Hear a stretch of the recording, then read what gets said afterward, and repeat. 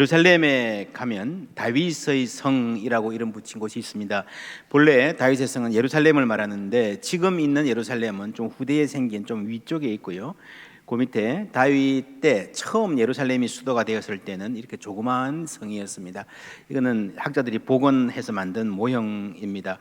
히스기야 왕 때에 이제 북왕국 이스라엘은 아시리아한테 미리 망하고 사실 그것보다 훨씬 힘이 약한 유다는 바람 앞에 촛불 같았습니다. 이제 산헤립이 아시리아 왕이 쳐들어올 것이 확실한데 어떻게 하나 성을 든든히 쌓았습니다. 열심히. 그런데 문제는 성 안에 물이 없는 것입니다. 평소에는 이 기온샘에서 물을 떠다 먹었는데 성 밖에 있습니다. 그래서 이 기온샘에서 성 안으로 물을 끌어들이는 수로를 건설했습니다. 양쪽에서 이 밑에 지금 실로암 못이라고 쓰여진 이곳에서 파 들어가고 기온샘에서 파고 이렇게 꼬불꼬불하게 가죠. 근데 이게 그 옛날에 현대적 청량 기술도 없는 시절에 굉장히 힘든 일이잖아요. 그죠? 근데 이렇게 양쪽에서 했던 이유는 워낙 상황이 다급했기 때문에, 언제 쳐들어올지 몰랐기 때문에 이렇게 건설했습니다.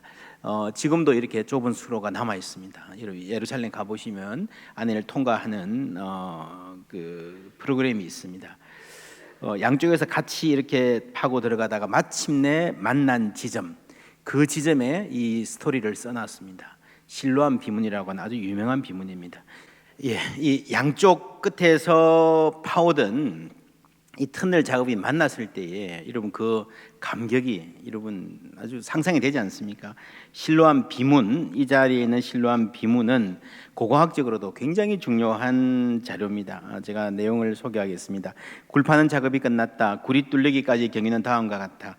암벽을 사이에 두고 양쪽에서 인부들이 서로 마주 향하여 도끼로 바위를 찢고 있었는데, 그리고 아직도 뚫어야 할 암벽의 두께가 3규빗, 150cm, 1.5m 정도 남았을 때에 양쪽 인부들이 서로 부르는 소리가 들렸다.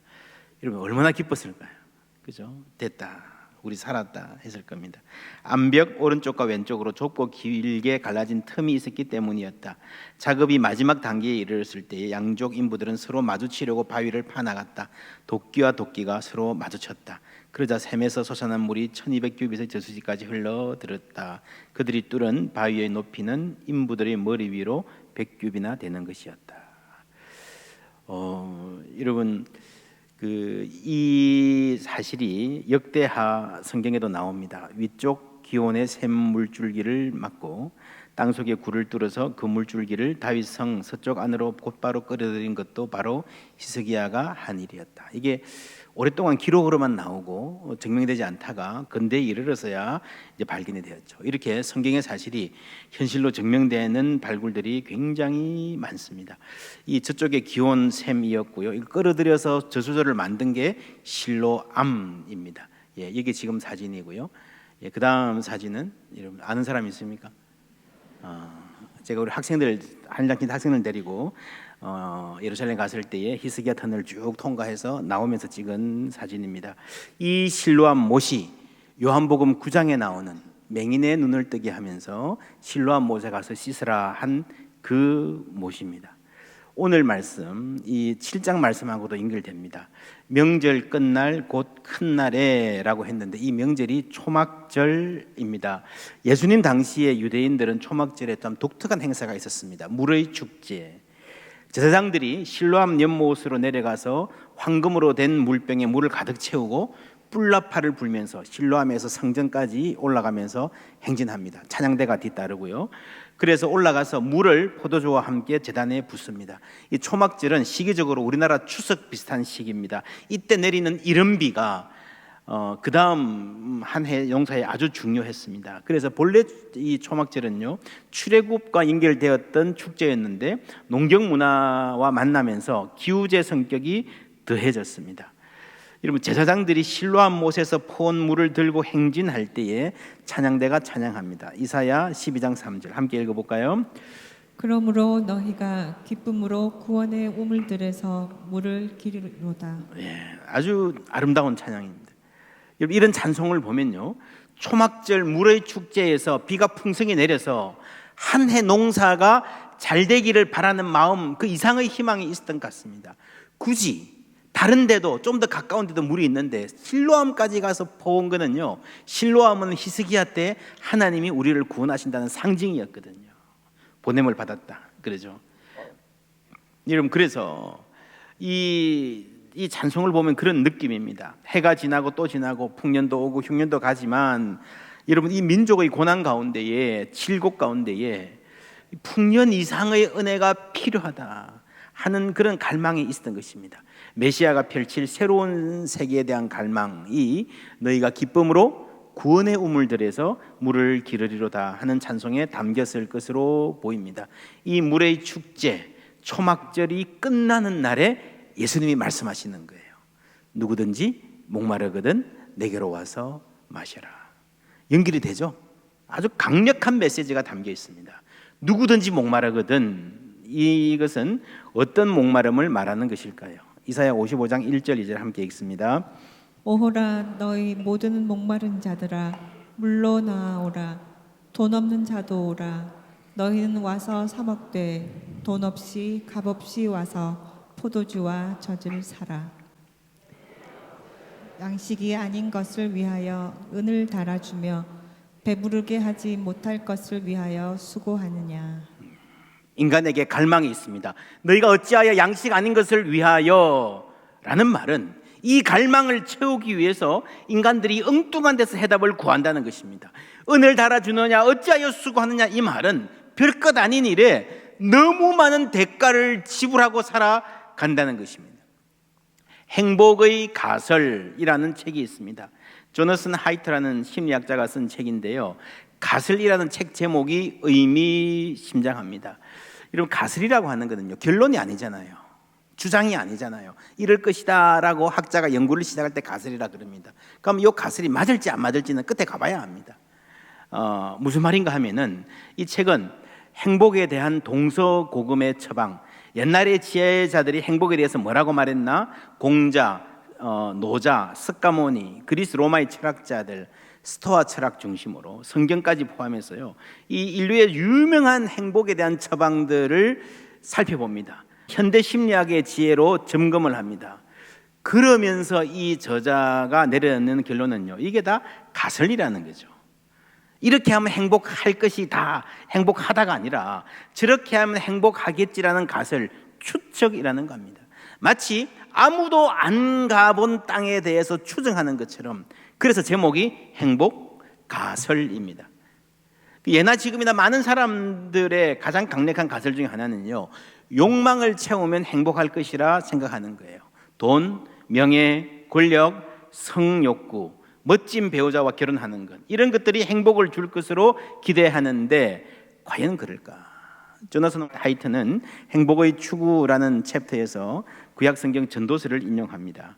나의 사업을 크게 하였노라. 내가 나를 위하여 집들을 짓고 포도원을 일구며 여러 동산과 과원을 만들고 그 가운데에 각종 과목을 심었으며 남녀노비들을 사기도 하였고 나를 위하여 집에서 종들을 낳기도 하였으며 나보다 먼저 예루살렘에 있던 모든 자들보다도 내가 소와 양떼의 소유를 더 많이 가졌으며, 이 나라에서 지금까지 나보다 부자가 없었다는 거죠. 내 아버지보다 내가 더 부자가 된 겁니다.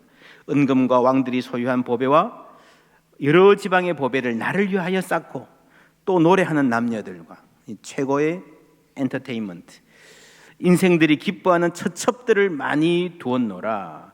그 후에 내가 생각해 본즉 내 손으로 한 모든 일과 내가 수고한 모든 것이 다 헛되이 뭐를 잡는 것 같다고요? 바람을 잡는 것입니다. 해 아래서 무익한 것이로다. 이러므로 내가 해 아래서 한 모든 수고에 대하여 내가 내 마음에 실망하였도다. 여러분, 인생 무의미하다, 참 허무하다라는 말인데요, 우리가 많이 듣는 말, 우리 엄마, 우리 아빠 고생하다가 이제는 좀 살만하니까 죽을 때가 되었다, 허무하다, 그런 말이 아니고요, 금수저를 물고 태어났습니다. 그러면서 삶에서 더 부자가 되었습니다. 권력도 막강했습니다. 성공했습니다. 먹어보고 싶은 거 다 먹어봤고요, 가져보고 싶은 거, 누려보고 싶은 거 다 해봤습니다. 수많은 처첩을 거느리고 살았다. 그런데 별것 아니더라. 삶은 여전히 불만족스럽거나 지겹거나 뭔가 채워지지 않는 갈망이 있더라는 겁니다. 여러분, 이런 현실 속에서요, 사람들이 주로 어떤 길을 택하는가? 대부분의 사람들은 욕망을 불태우며 살아갑니다. 요게 나를 행복하게 해주겠지. 또 많은 사람들은 그게 안 되는구나, 너무 애쓰지 말자, 포기하고 살아갑니다. 행복은 내게 아닌가 봐, 혹은 그것은 별거 아니야 하는 냉소하는 사람들, 똑똑한 사람들 중에 많죠. 이 중에 소수의 사람들은 초월하자, 노자, 공자, 스카모니, 스토아 철학자들이 이런 입장입니다. 이 입장의 근거는 이겁니다. 사람들이 불행한 이유는 성공에서 행복을 찾았기 때문에 성공에는 행복이 없다라는 것입니다. 맞는 말입니다. 그러면 행복은 어디에 있는가? 이 사람들은요, 다 비슷해요. 인간의 내면에 있다 그랬습니다. 인간의 내면에서 행복을 찾자. 그래서 수양도 하고 도도 닦고 뭐 참선도 하고 자기에게 집중하게 되는 겁니다. 그러니 여러분, 이게 자기 중심이, 관심이 자기에게 몰릴 수밖에 없습니다. 나라도 고요한 마음을 가져보자 하는 게 목표가 되니까요. 여러분, 성공이 행복을 가져다 주지는 못하더라 하는 인식은 종교들, 철학들이 다 비슷합니다. 인간의 욕망에 대해서 성경은 뭐라고 할까요? 예레미야 2장 13절에 보면요, 내 백성이 두 가지 악을 행하였나니, 첫째는 곧 그들이 생수에 근원되는 나를 버린 것과, 둘째로는 스스로 웅덩이를 판 것인데 그것은 그 물을 가두지 못할 터진 웅덩이들이니라 그랬습니다. 여러분, 생수의 근원은 하나님이지 인간이 아닙니다. 나를 믿는 자는 그 배에서 생수의 강이 흘러나리라 하셨는데, 그 배에서, 이 배가 누구의 배인가? 믿는 자의 배인가? 예수님의 배인가?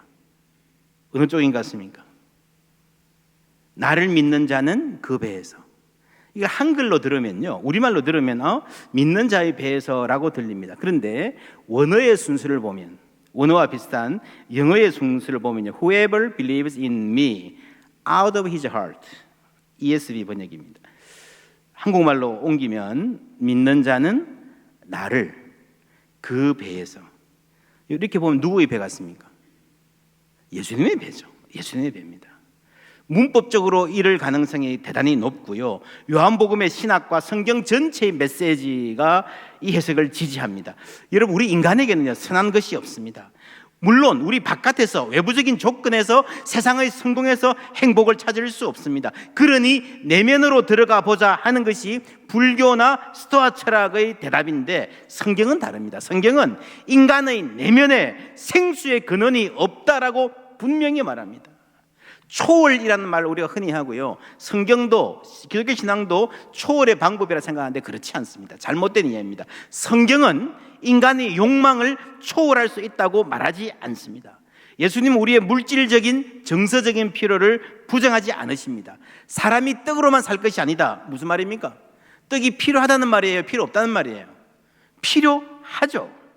나는 생명의 떡이다, 6장에서 봤습니다. 이렇게 말씀하시면서 영생에 대해서 말씀하셨는데요, 여러분, 예수님이 배고픈 사람들을 앞에 두고 먹는 거 다 소용없어, 생명의 떡에 대해서 관심 가져, 참아, 욕망을 줄여, 한 일주일 금식하고 와, 뭐 이러지 않으셨습니다.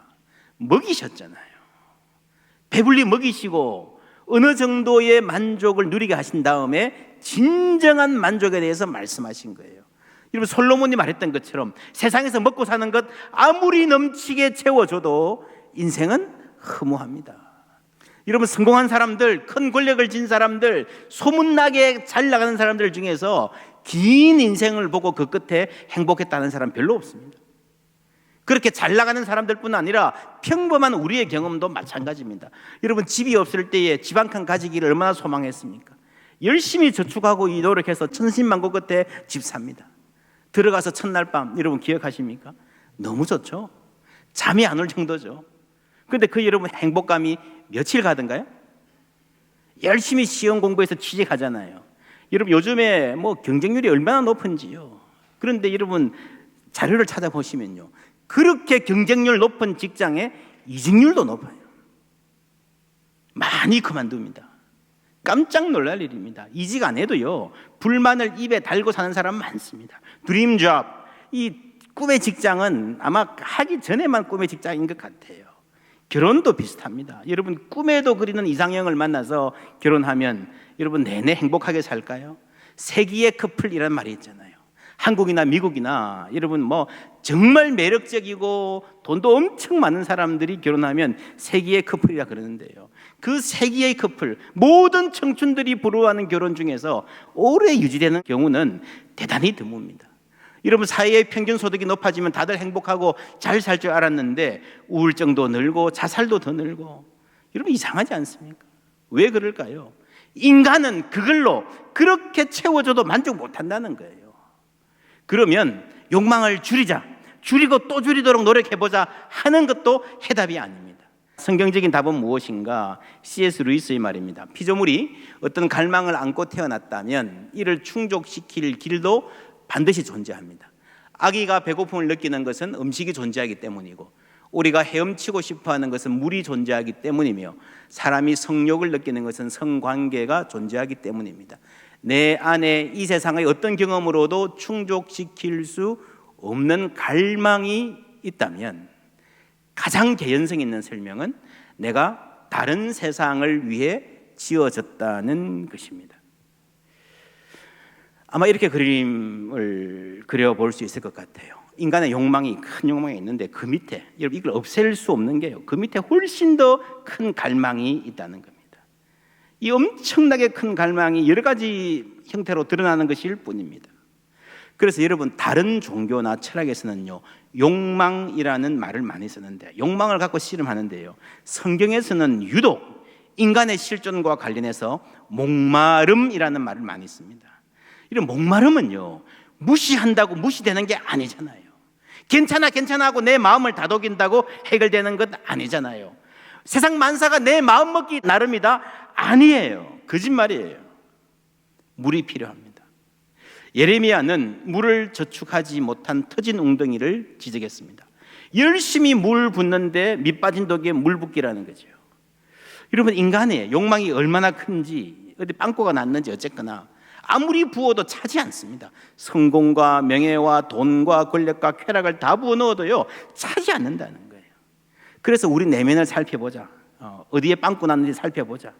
자기를 수양하고 돌을 닦자는 것은요, 그 빵꾸를 떼우자는 거예요. 터지지 않는 방수 처리가 잘 된 자아를 우리의 노력으로 달성해보자 하는 인격도화의 프로그램입니다. 나름 좋은 생각입니다. 그런데 여러분 이게 무지 어렵습니다. 혹 어느 정도 달성한다고 해도요, 사람이 메마릅니다. 여러분 도 닦는 사람은 전부 다 가족도 안 돌보잖아요. 집을 떠나야 할 수 있습니다. 내 마음의 평화 달성이라는 게 처음부터요, 출발이 자기 중심적인 목표입니다. 여러분 예레미야가 지적한 게 하나 더 있습니다. 터진 웅덩이다. 그 앞에 뭐가 있습니까? 생수의 근원인 하나님을 버린 것입니다. 여러분 아무리 방수가 잘 되어도요, 물이 공급이 안 되면 목마릅니다. 바짝 마릅니다. 해결될 수가 없습니다. 나를 믿는 자는 그 배에서 생수의 강이 솟아나리라 하신 말씀의 뜻을 요한복음은 이렇게 해설합니다. 이는 그를 믿는 자들이 받을 성령을 가리켜 말씀하신 것이라. 함께 읽습니다. 예수께서 아직 영광을 받지 않으셨으므로 성령이 아직 그들에게 계시지 아니하시더라. 아멘. 우리를 만족시키는 외부로부터의 선물은요, 성령입니다. 이사야 44장 3절, 나는 목마른 자에게 물을 주며 마른 땅에 시내가 흐르게 하며, 그 다음에 뭐라고 나옵니까? 나의 영을, 성령을 내 자손에게, 나의 복을 내 후손에게 부어주리니. 이 복은 성령으로부터 옵니다. 구약에서부터 우리를 해결하는 이 물을 하나님의 영이라고 말했습니다. 그런데 신약에 와서 밝히 드러난 것은요, 하나님께서 우리에게 진정한 만족을 주시기 위해서 성령을 주시기 전에 하셔야 할 일이 있다는 겁니다. 예수께서 영광을 받으셔야 됩니다. 이 영광은 십자가입니다. 십자가와 부활 후에야 성령이 임했습니다. 하나님께서 우리에게 오셔서 그 십자가의 무한한 사랑을 우리 마음에 부어주시고 인간의 근본적인 갈망을 해결해 주신 것입니다.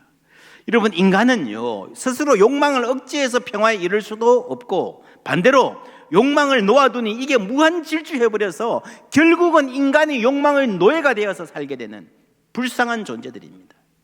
그래서 많은 사람들이, 꽤 괜찮은 사람들이 내면의 풍요함으로 세상을 밝히고 싶었지만 여러분, 인간의 내면은 빈곤하다는 것을 우리가 잘 알고 있습니다. 내 마음 하나의 고요함도 달성하기 무척 힘듭니다. 왜 그런가 하면요, 우리 이 내면의 피폐함 안에 죄가 있기 때문에 그렇습니다. 죄로 인해서 이끌어진 타락한 욕망이 있기 때문에 그렇습니다. 우리의 죄를 해결하기 위해서 예수님 십자가 지신 줄 믿습니다. 그리고 성령을 우리 마음에 주심으로 그리스도의 사랑이, 하나님의 사랑이 우리 마음에 성령으로 인하여 부원받음으로 우리 인간들의 깊고 깊은 갈망을 해결해 주시기 시작하신 거예요. 여러분, 십자가의 그리스도를 만난 후의 삶을 바울은 이렇게 말합니다. 내가 그리스도와 함께 십자가에 못 박혔나니 그런즉 이제는 내가 사는 것이 아니요 오직 어디에? 내 안에. 어디에요? 내 안에 그리스도께서 사시는 것이라. 여러분, 생수의 강은요, 내 배가 아닌 예수님의 배에서 나온다 그랬습니다. 그런데 바울은 내 안에 누가 산다 그랬습니까? 내 안에 그리스도께서. 할렐루야. 내 안에서 그리스도께서 사세요. 그러면 내 안에 사시는 그리스도의 배에서 생수가 흘러나와요. 그럼 그게 어디로 갑니까? 나를 채우고 나를 통해서 밖으로 흘러나가는 줄 믿습니다. 그래서 여러분, 결과는 거의 비슷합니다. 그런데 여러분, 중요한 것은요, 우리가 생수가 우리를 통해 흘러나간 건 맞는데 우리가 노력해서 은총의 통로가 될 수 없습니다. 중요한 것은요, 하나님이 나를 먼저 만족시키는 것입니다. 누구든지 목마른 자는 내게로 와서 마셔라. 여러분, 인간, 자연인 스스로의 나는요, 생수를 줄 수 있는 사람이 아니라 목마른 사람이에요. 우리는 생수가 필요한 사람이에요. 하나님만이 우리 영혼을 만족하게 해주실 줄 믿습니다. 그 만족을 행복이라고 표현해도 좋습니다. 틀리지 않습니다. 그러나 여러분, 세상에서 흔히 행복이라고 표현하는 것과는 다른 기쁨, 은혜, 샬롬, 온전한 샬롬을 하나님이 주시는 것입니다. 기독교의 본질에 대해서 이 대목에서 우리가 많이 헷갈립니다. 여러분, 기독교는요, 윤리운동이 아닙니다. 윤리운동이 아닙니다. 착하게 살자, 이것저것 하지 말자, 거짓말 하지 말고, 부부싸움도 하지 말고, 담배도 끊자, 그래야 하나님이 기뻐하신다 하는 게 아니라는 거예요. 그 반대예요. 주 예수 사랑 기쁨 내 마음속에. 할렐루야. 하나님이 우리 가운데 거하시고 기쁨을 주시는 거예요. 그리고 그 기쁨 안에 살다 보면, 하나님과 동행하다 보면 친절하게 되고 양보하게 되고 그러는 거예요. 그러다 보면 가정도 평화로워지고 담배도 끊게 되고 그러는 거예요. 여러분, 담배 펴도요, 하나님 사랑하십니다. 믿습니까? 못 믿습니까? 이 말 듣고 가서 목사님이 담배 펴도 된다, 계속 펴라 그랬다 말하지 마십시오. 저는 그렇게 말한 적은 없습니다. 담배를 펴도 하나님이 사랑하신다 그랬지. 그렇죠?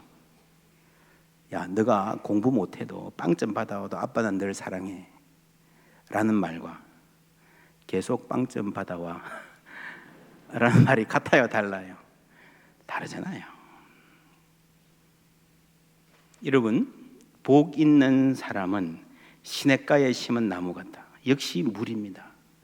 생명의 근원, 철을 따라 열매를 맺습니다. 그 열매로 세상을 축복하고요, 그 열매로 다른 사람들을 섬기고 먹여 살리지만, 우리가 너무 열매를 먼저 강조하는 거 좋지 않습니다. 행동과 윤리를 너무 강조하면 율법주의가 되어버립니다. 먼저 그 나무의 줄기와 가지들이 그 생명의 은혜를 누리는 거예요. 그 잎사귀가 풍성해지고 생명력이 넘치는 거예요. 먼저 우리가 은혜를 맛보는 거예요. 은혜의 샘이 있어야 우리가 평화의 길을 내릴 수 있습니다.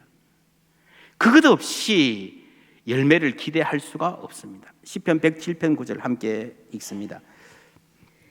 그가 사모하는 영혼에게 만족을 주시며 줄인 영혼에게 좋은 것으로 채워주심이로다.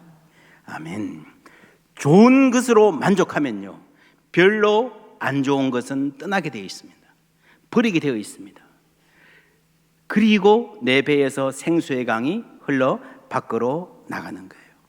그래야 우리가 은총의 통로가 될 수 있습니다. 사모하는 영혼을 만족하게 해주시고 우리 영혼을 좋은 것으로 채워주시고 그리고 흘러 넘쳐서 은총의 통로가 되게 하시는 겁니다. 나를 통해 생수가 흘러갑니다. 여러분, 사람은 누구나 목마릅니다. 현대에도 이렇게 이렇게 잘 먹고 잘 사는 시대에도, 아니 이런 시대에 더더욱이 인간에게는 영혼에 대한 갈망이 있고 외로움이 있고 참 사랑에 대한 목마름이 있는 줄 믿습니다. 내가 참 사랑을 줄 수 없지만, 내가 줄 수 있는 것이 별로 없지만 내 속에 있는 예수님의 사랑이 나를 통해 흘러가는 거예요. 여러분, 살다 보면 그럴 때가 있습니다. 뭐 주위의 성도들, 이웃들 정말 위로가 필요한 상황인데 너무 딱해서요, 무슨 말로 위로해야 될지 모르겠어요. 그럴 때 그냥 손만 한번 잡아줘도, 집사님하고 이름만 불러줘도요, 뭘 대단한 말 안 해도요, 위로가 될 때가 있잖아요. 왜 그렇습니까? 그 말하는 분 안에 성령 하나님이 계시기 때문입니다. 나는 뭐라고 말 못해도 내 안에 있는 성령이 그 사람의 아픔을 만져주시는 거예요. 그게 뭔가 하면 생수의 강이 우리를 통해서 흘러가는 것입니다. 할렐루야. 여러분, 가정에 이런 은혜가 있기를 바랍니다. 은혜를 받으면요, 내 안에 주님이 계시면요, 사람이 다르게 보입니다.